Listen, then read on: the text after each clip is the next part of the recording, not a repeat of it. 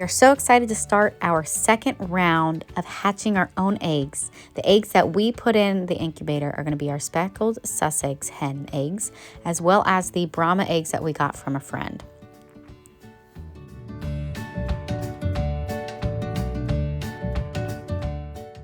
Our first step is to place all of the eggs into the incubator. Step 2 is to close the incubator and fill with water. This will allow the humidity percentage or the humidity level to get to where it needs to be. We keep our humidity at 55 to 60%, and our temperature, we try to keep it as close to 100 as we can. One of the most fun parts of hatching your own eggs in your own incubator is to candle your chicken eggs. Candling is a process where you take a light, we use a flashlight, and put it flush up against the shell of the chicken egg. This allows you to see within the egg and allows you to see if it is fertile, which is viable, or if it's unfertilized, which it's not viable. We go through every egg and check to see which ones are fertilized and which ones are not. We do this twice throughout our hatching process. The first one is to check if there are any unfertile eggs. As you could see, we just got one there.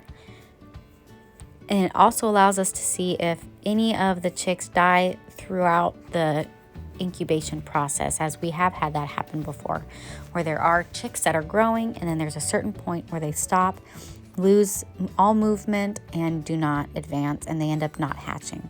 So this gives us a good idea as to how many we will be hatching and how many will not be fertilized and how many we need to move off to the side.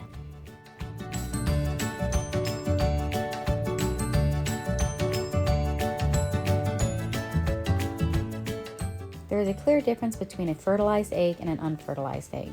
The one that Corey has right now is fertilized. It's going to be dark with something that you can see inside of it. This one here is not fertilized, as well as this one. Unfertilized eggs are going to be very bright and you're going to be able to see right through them very easily. Fertile eggs, you will be able to see veins, movement, and a dark spot at one end of the egg. That is the little chick. It is so exciting to be able to catch movement on camera and to see them move inside with your own eyes.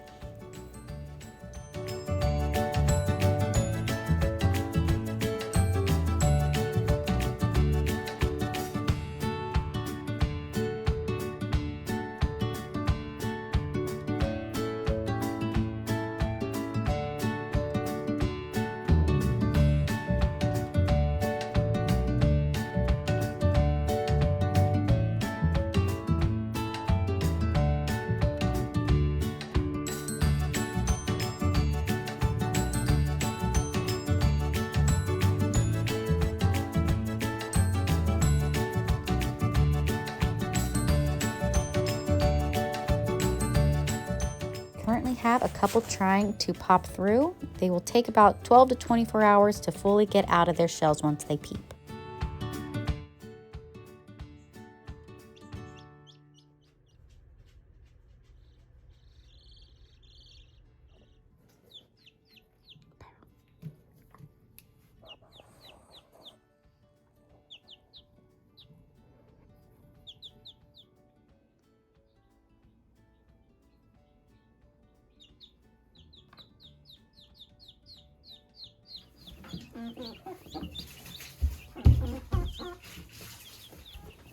No, we're not going to get in there. I'll watch them right here. Chit, chit. Yeah. You lay mine?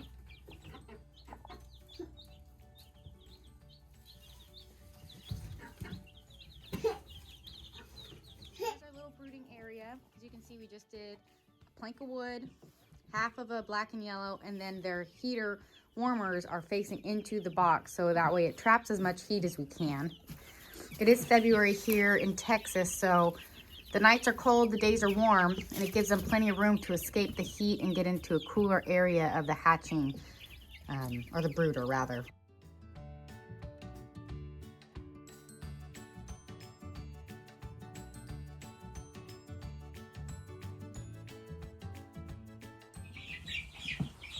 Okay, here we have one of those Brahma Americana mixes I was telling y'all about.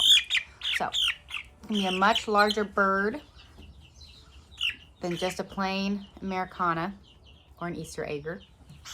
And they're gonna grow to a large, hopefully a large size. Since we've mixed them, these were eggs from a friend, and she has an Americana rooster and Brahma hens. So this is one of the ones that turned out from that. Really pretty. I love the wing color too. Absolutely beautiful. Hi. You don't like me messing with you, huh? Did you? Oh man. They're pretty. There's another one if I can grab her. She has red, like specks of red on her wings in there. It's really pretty. So that's the first batch. We hatched these from our incubator inside. As we've been growing our flock, we've been trying to introduce several different types of chicks and different, breeds and whatnot.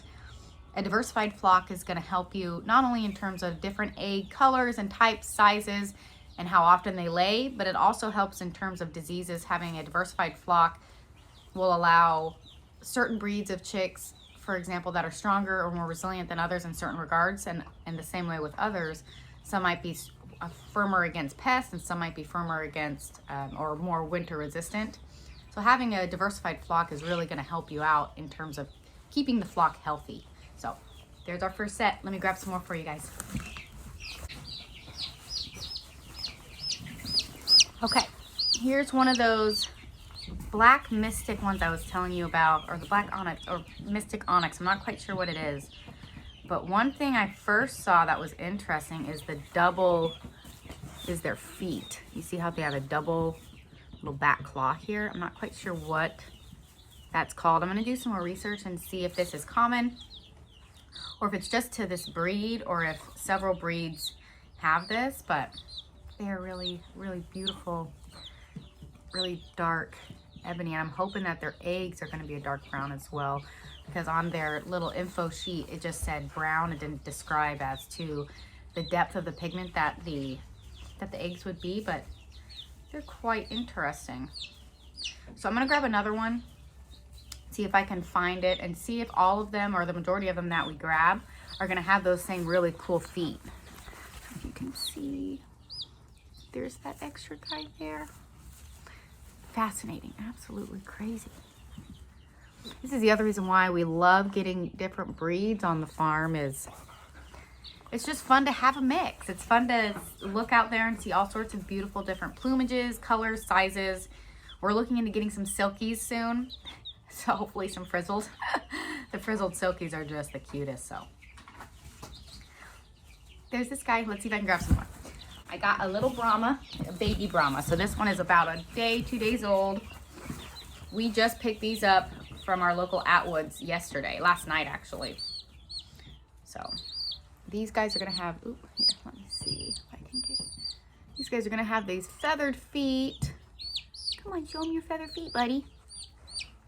Feathered feet, normal feet size, see? No special extra guy there. And super pretty. So we got 6 of this color, and then we got 6 of a dark color. Oh, did one jump out? Good girl, Lassie. Good girl.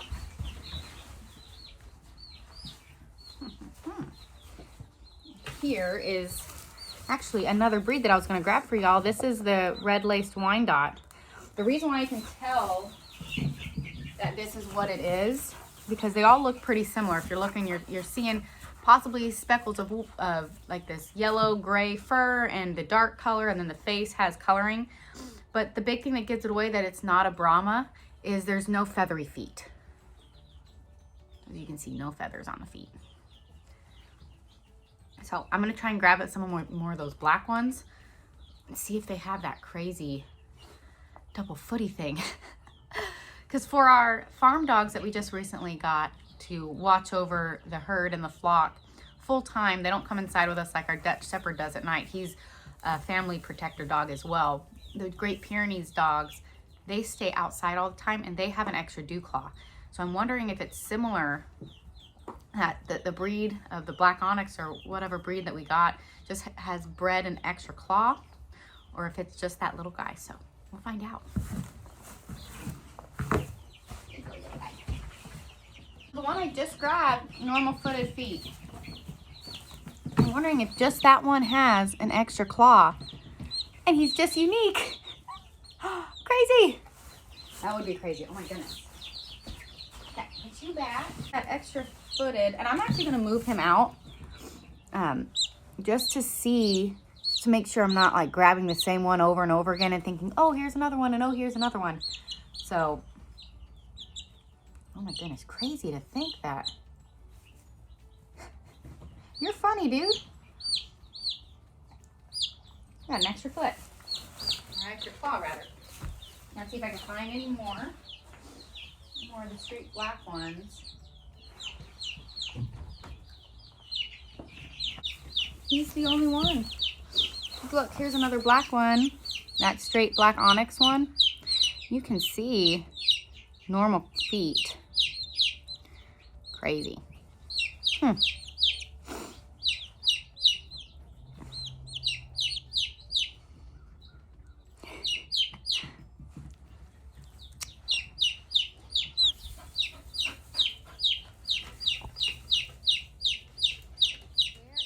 High-five himself. He's doing really good. They're all growing really well. Had them for a couple weeks now, and they're getting their feathers in, moving a lot, and eating a ton. They eat so much in these early stages. And there's one of our red-laced Wyandottes. Oh, she's a runner. But they're all doing really well. So we'll check back in a little while and see how they're doing. And here are the chicks that we hatched. They've gotten a lot bigger. Their feathers are really coming in to the point where they're almost fully feathered or fully fledged. And some of them have these amazing little feet, feathered feet. Look at them. So each one will have feathered feet because they have that Brahma in them. but not all of them have it as exaggerated as some. These guys are all going to be really, really big. We're excited to see how they turn out. Love the plumage on the red and white. I think that one right there, that red and white one's my favorite. I love their colors.